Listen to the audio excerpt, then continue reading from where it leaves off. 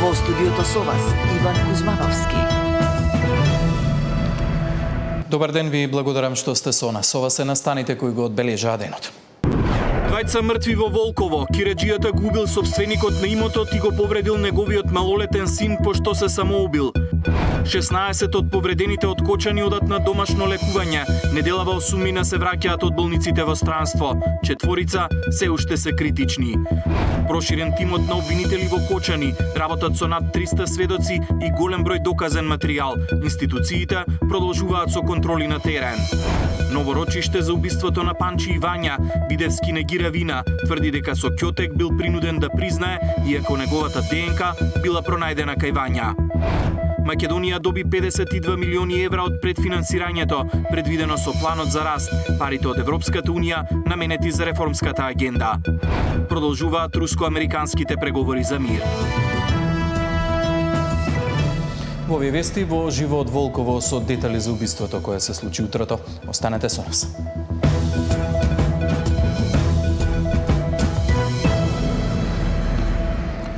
Двајца мртви утрово во Волково, според засега неофицијалните информации. Кираџија го застрелал сопственикот на имотот во кој живеел, го повредил неговиот син, па се самоубил. На местото на настанот е колешката Тамара Дичовска. Имаме во живо во овие вести. Тамара, кои се последните информации за овој настан? Да, покутници ги разбудија жителите и соседите утрина во околу 9 часот тука на улицата 25 во Скопско Волково, откако Кираџија губи сопственикот во куќата во која што живеел, го ранил и малолетниот син 16 годишен на сопственикот на куќата, потоа и самиот си пресудил.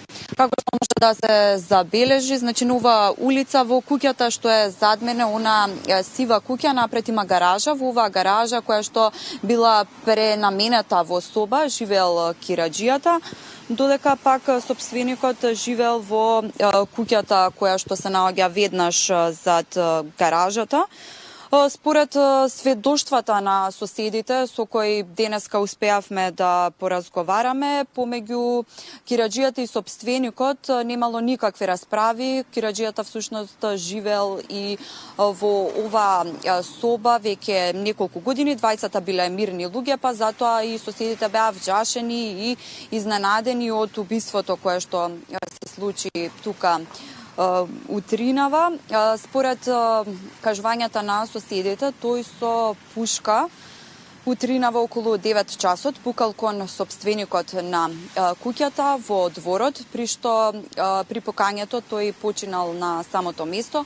Кога ги слушнал пукатниците, синот на сопственикот излегол во дворот, пошто Кираџијата пукал и во синот, тој преживел е само ранет, а потоа и Кираџијата пукал самиот во себе, при што починал на самото место. Тука полицијата, вештаци, но и обвинители беа излезени на терен, врше увид на самото место. Во текот на целиот ден сега веќе е расчистено, односно нема присуство на полиција. Тука детето 16 момче е во стабилна состојба, соопштија докторите, па во продолжение да ја слушнаме изјавата околу неговата здравствена состојба. Пред неполни 10 минути е примен пациент кој што е од огнестрелно оружје. Во моментот се прават исследувања кај тој пациент. Генерално состојбата е релативно стабилна и пациентот после испитувањата ќе продолжи лекување веројатно на клиниката за пластична хирургија. Тамара, кои се официјалните информации од истражните органи за овој случај?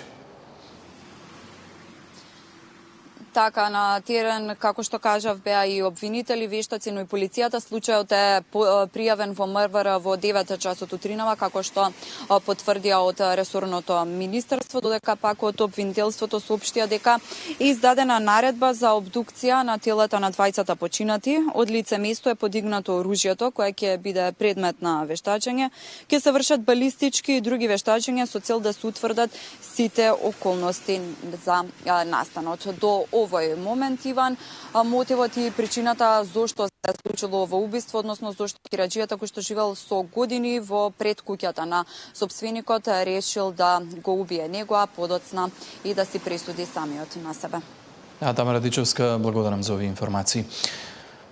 Лоша вест попладнево пристигна и од Прилеп. Корисник на услуги од Центарот за социјални грижи од Прилеп попладнево пукална вработена во центарот. Според информациите кои ги добивме од терен, социјалната работничка е повредена во стомак. Веднаш била пренесена во Прилепската болница, но од информациите кои ги добиваме од таму не се работи за животозагрозувачка состојба. Осомничениот за пукањето бил приведен. Според засега неофицијални информации, повредената работела на негов предмет, тој не бил задоволен од постапката, па подолг период ја демнал. Пред малку стигна и официјална информација од Министерството за внатрешни работи. Од таму велат во 13 часот и 53 минути во Оделението за внатрешни работи Прилеп било пријавено дека во Центарот за социјални работи имало пукање со огнено оружје и било повредено едно лице кое е пренесено во градската болница Прилеп. Од страна на полициски службеници од ОВР Прилеп било излезено на лице место при што лишен од слобода бил АЈ 50 години од Прилеп, кај кого се пронајдени пиштол и нож. Наша екипа и во моментов е на терен, очекуваме повеќе детали. 16 од повредените откочани одат на домашно лекување. Неделава 8 се враќаат од болниците во странство. 4 се уште се критични. Проширен тимот на обвинители во Кочани работат со над 300 сведоци и голем број доказен материјал. Институциите продолжуваат со контроли на терен.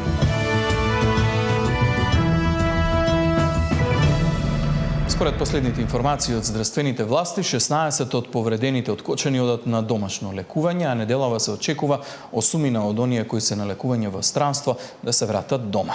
4 кои се надвор од државата се уште се критични. Министерот Таравари најави дека посебни тимови во Кочанската и болницата во Штип ќе функционираат во следниот период за повредените да можат лекувањето да го вршат што е можно поблиску до дома. Со уредни токсиколошки анализи и во подобрена состојба. 16 пациенти повредени во пожарот во Кочанскиот клуб Пулс денеска заминуваат на домашно лекување. Се намалува бројот на хоспитализирани и во државните здравствени установи остануваат 30 и 8 во приватните болници Жан Митрев и Аџибадем Систина. Од 115 повредени кои се во странски медицински центри, деновиве 8 ќе бидат вратени во македонските клиники, каде пред заминување дома ќе им биде направена тријажа. Во моментот 4 пациенти се покритични од тие што се лекуваат надвор од државата. Вчера беа 5, денеска се 4. Повторно ви велам дека сме во фаза на инфекции кои што може да се јавуваат кај пациенти со изгореници од 2-3 степен. Можни се и секакви компликации, меѓутоа да се надеваме на најдоброто, бидејќи екипите, нашите колеги надвор од државата и тие даваат свој максимум за да имаме што подобри резултати во лекувањето на пациентите. А заминувањето на домашно лекување не значи и крај на процесот на заздравување и рехабилитација, која кај некои повредени може да трае со месеци. Наместо за контроли и превраски да доаѓаат во Скопје, пластични хирурзи ќе одат кај нив. Тим од пластични хирурзи да бидат, бидејќи повеќето пациенти ќе бидат од Кочани ќе бидат во Кочани, уште денеска или утре ќе одат таму да видат што има потреби за да интервенираат кога треба. Во Штипската болница има 4 пластични хирурзи, ќе бидеме во комуникација.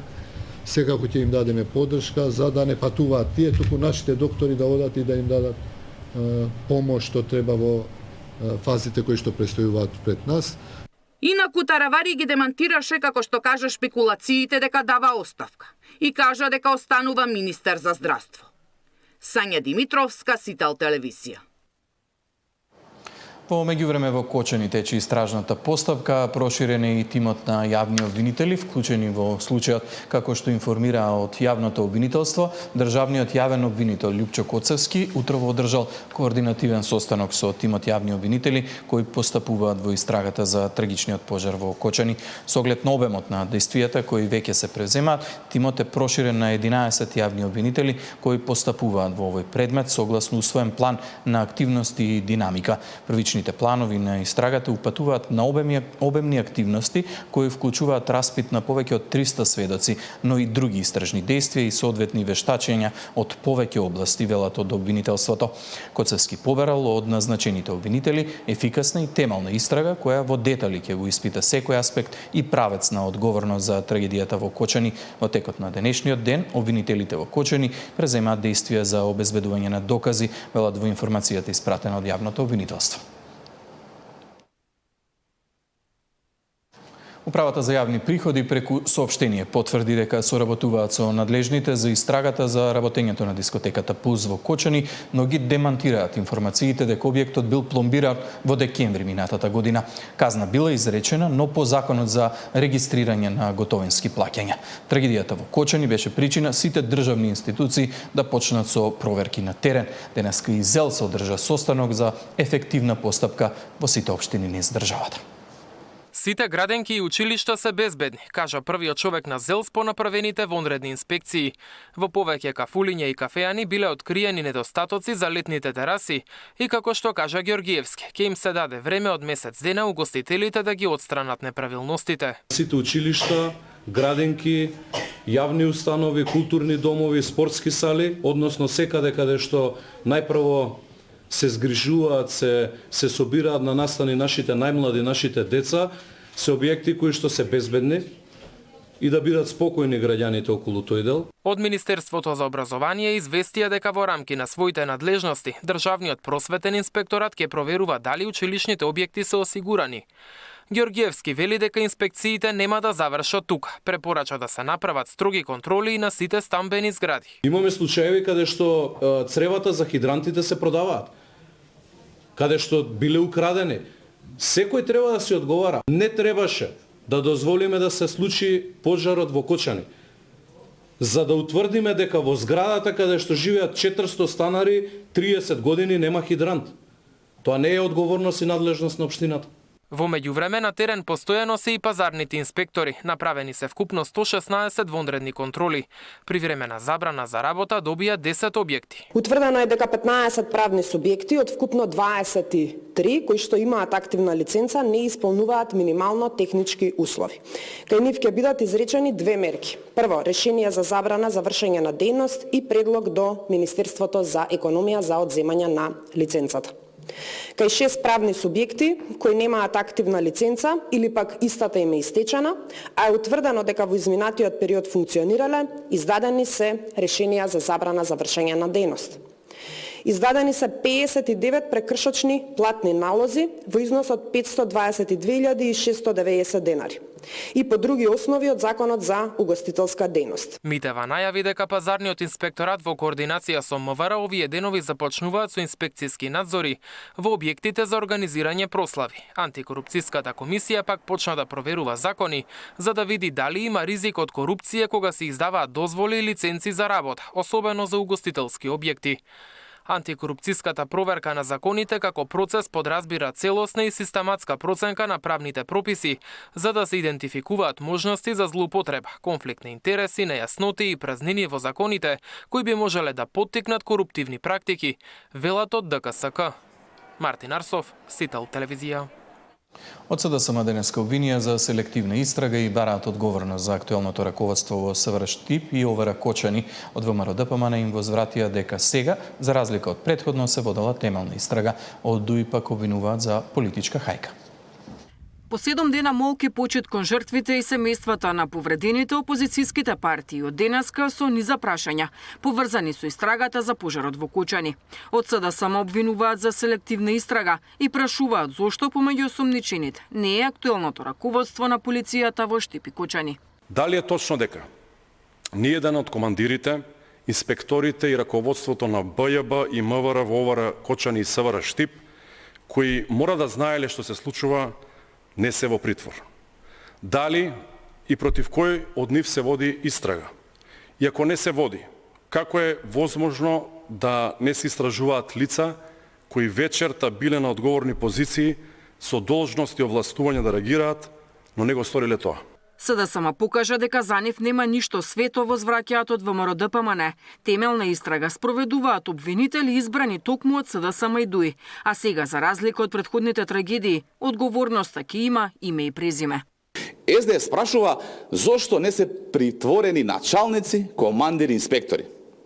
Ова не е судење со толпа. Правдата не е циркус, туку процес. Притвор се одредува со докази и правни основи, а не со притисоци од партиски штабови. Главната дилема е зошто истото судство, истото обвинителство, создадено во времето на СДС и ДУИ, денес работи се по голема посветеност. Молкот заврши и за Кочани мора да се зборува, велат и од ДУИ, од каде прашуваат зошто сите надлежни институции, иако знаеле дека дискотеката работи незаконски, не реагирале на време. Од првиот момент на трагедијата додека пожарот се уште не беше изгаснат, додека граѓаните во шок бара одговори и надеж, гледавме како врвот на власт, наместо да сочувствува, започна политичка хајка. Наместо со информации излегува со обвинувања, наместо со смиреност, со закани, се впери прстот кон другиот, кон минатото, кон тие што не се дел од нив. Без да почекаат факти и активираа машиneријата за префрлање вина, се конструираше приказна според која лиценцата на дискотеката, дадена години предходно за кабаре, стануваше основа за апсење на поранешен министер, со лисици, камери и насловни страници, стои во соопштението на ДУИ.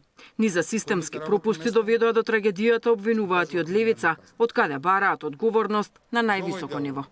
Од пропустите во јавниот ред и мир, како само дел од многу пропусти, пратеничката група на левица бара од министерот за внатрешни работи, Панче Тошковски, да поднесе оставка во наредните 7 дена. По истекот на 7 дена, пратеничката група на левица ќе поднесе интерпелација за министерот за внатрешни работи, Панче Тошковски, во Собранието на Република Македонија. Од почет кон загинатите во Кочани, Собранието ги откажа сите активности предвидени за оваа недела. Ова било договорено на утринската координација кај спикерот Гаши. Откажа на редовниот брифинг со новинарите, а нема да се одржи ниту редовната седница за пратенички прашања. Деспина Тодоровска, Сител телевизија. Граѓанското движење кое следен вечерва во 18 часот и 59 минути на плоштадот Македонија во Скопје организира протестен марш на кој, како што најавија, ќе ги испорачаат своите барања за безбедност и превенција. Од СВР Скопје информираат дека поради најавениот протестен марш ќе функционира посебен сообраќајен режим. Со почеток од 19 часот, поради одржување на протестен марш, единицата за безбедност на патниот сообраќај ќе преземе мерки за посебен режим на сообраќајот во централното градско подрачје на Скопје. Протестниот марш ќе започне на плоштад Македонија, а во 19:30 ќе продолжи со движење кон Собранието на Македонија на улицата 11 октомври, потоа по улицата Филип II Македонски, лево по булевар Гоце Делчев до пред владата на булевар Илинден. СВР Скопје апелира до сите граѓани учесници во сообраќајот да се почитуваат наредбите кои ќе ги даваат полициските службеници. Премиерот Мицковски вели дека го разбира револтот на граѓаните, но изрази и сомнеж за политички злоупотреби. Протестите се демократска алатка на изразување незадоволство. И јас сум нервозен, верувам дека и вие сте незадоволни, сите ние сме незадоволни од сето тоа што се случува и тука не треба да имаме дилема. Работите ги решаваме и ќе продолжиме да ги решаваме. Тоа е за тие политички глодари проблем кој што сакаат преку овие протести да добијат некој политички поен, па гледаат шанса. Јас апсолутно се придружувам на изразувањето револт и гнев, затоа што уште многу работи пред нас останаа да се решат, но ќе се бориме до последен атом енергија кој што го имаме да исправиме нешто во името на идните генерации кои што доаѓаат. До денес преку Црвениот крст со донации се собрани околу 870.000 евра за помош на семејствата на жртвите и повредените во пожарот во Кочанската дискотека Пулс. Парите за итна помош ќе легнат на сметките на семејствата, откако ќе завршат постапките согласно законот за заштита на лични податоци. По 150.000 динари како првична финансиска помош ќе бидат префрлени за секое семејство на настраданите во пожарот во Кочани. Овие пари ќе бидат уплатени на жиросметка во следните 2 дена како наидна помош. Црвениот крст собра 54 милиони динари и ова е прв пресек направен по една недела. Овие пари етапно ќе бидат префрлани на семејствата откако ќе бидат прибрани сите податоци кои ги предвидува законот. За да користиме матичен број и трансакцијска сметка и да можеме да ги обработиме нив, потребна е писмена изјава на лицата, односно на лицето кој го дава тој податок за понатамошно користење. Со надчовечки напори, би рекол, пред се на волонтерите, на вработените на Црвениот крст, сето тоа ќе успееме да го завршиме денеска и утре и веднаш пристапуваме кон исплата на средствата. Нема апсолутно никаква друга причина, единствена причина е ова што ви ја набројувам. Непочитувањето на законот за лични податоци е исто дело како што и секое друго дело. Ако настрадавме од непочитување на законите, неоправдано и некоректно е да се бара од Црвениот крст да не ги почитува законите. Црвениот крст е единствениот сигурен начин да се донираат пари во оваа сума на собрани средства. Спаѓаат сите телефонски донации на граѓани, но и средства кои ги донираат општините, организациите и фирми. Освен финансиски, Црвениот крст активно е на терен со своји тимови за психолошка поддршка. Им ги нема другарите од класот, им ги нема луѓето кои секој ден си се играле, си се забавувале, и тој проблем е многу приоритетен и многу сериозен и тука најмногу сме посветени. Ние и вчера бевме овакво, имавме дежурни екипи и денеска нашите тимови се 24/7 достапни. Меѓувреме работиме и на древ. Таа е поддршка што ние добиваме од Меѓународен Црвен крст во вакви ситуации. Од првиот ден над 165 волонтери на Црвениот крст се вклучиле да помогнат со 25 возила, пунктови за стручни лица за прва помош и логистика. Миријана Давидовска, Сител телевизија. Тимот лекари од Израел кои беа вклучени во помош и поддршка на здравствените власти по трагедијата во Кочани се заблагодарија на гостопримството и потврдија дека остануваат подготвени да помогнат на повредените во оваа голема трагедија. Strategic decision to transfer the significant patients to other locations and to join forces in several hospitals in order to treat those who were in need. And overall, judging by the results so far, I think that this is an amazing process. Now, this is only the acute phase. We know that there would be additional steps that need to be carried out in order to help those casualties heal. I do want to say, from our point, it's quite amazing to see how, especially in these days, the physicians, the nurses, the staff members here received us really with open hands, with the understanding of the importance of collaboration between the countries.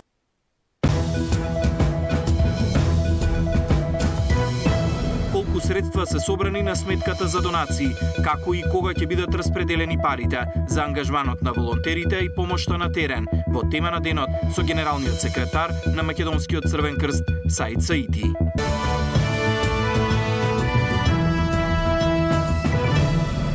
Ново рочиште во Скопскиот кривичен суд за убиството на Панчи и Вања. Боре Видевски денеска пред судот тврдеше дека не е виновен.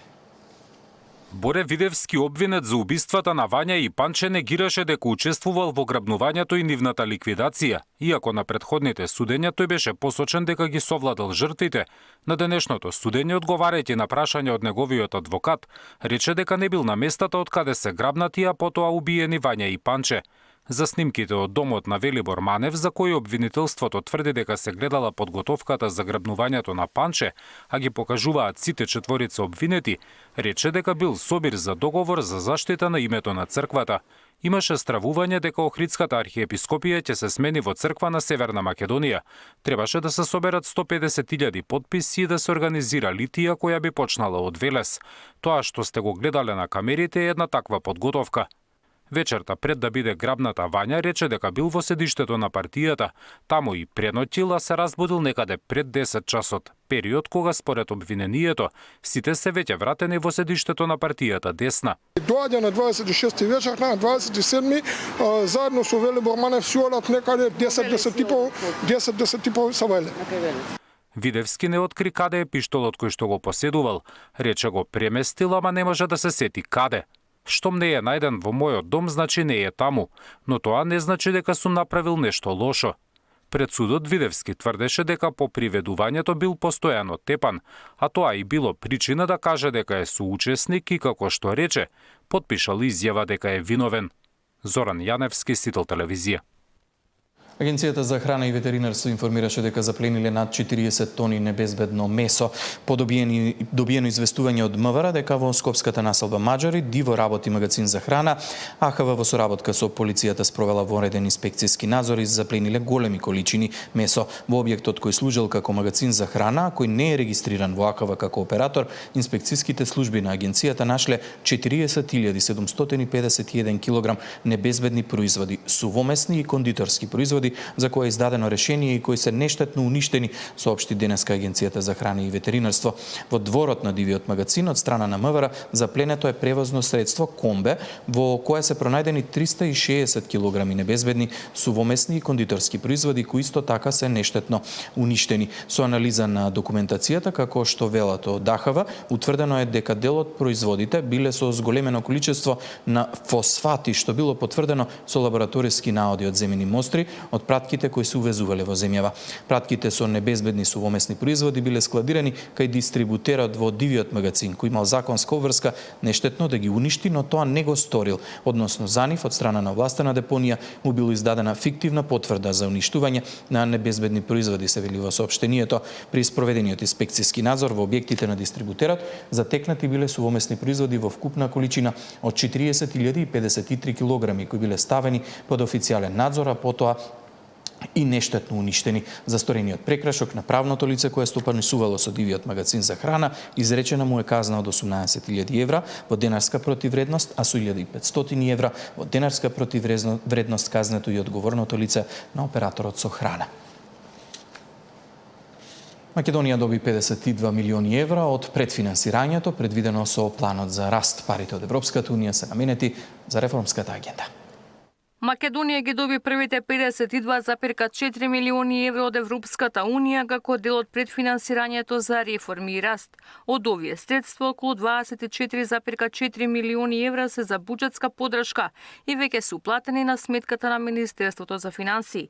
Како дел од реформската агенда, македонската влада пред 10 дена испратила и барање до Брисел за дополнителни средства од 17,1 милион евра за имплементација на реформите. Од овие 17 милиони евра од имплементираните реформи, 7,96 милиони евра се наменети за директна буџетска поддршка, а дополнителните 9,15 милиони евра за инвестициски проекти преку заедничкиот фонд на инвестицијската рамка за Западен Балкан.